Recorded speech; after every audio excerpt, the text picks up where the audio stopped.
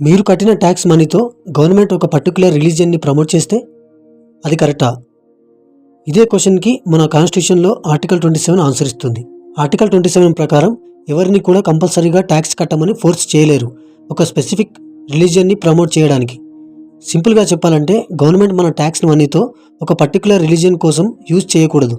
ఎగ్జాంపుల్కి government special tax collect చేసి only ఒక టెంపుల్ డెవలప్మెంట్ కోసం యూజ్ చేస్తే అది ఆర్టికల్ 27 వయలేషన్ అవుతుంది. కానీ పబ్లిక్ వెల్ఫేర్ పర్పస్ కోసం హెరిటేజ్ ప్రొటెక్షన్ చేస్తే అది different matter. India secular country అంటే గవర్నమెంట్ రిలీజియన్ని సపోర్ట్ చేయదు, అపోజ్ కూడా చేయదు, న్యూట్రల్గా ఉంటుంది. అదే ఆర్టికల్ 27 ప్రొటెక్ట్ చేస్తుంది.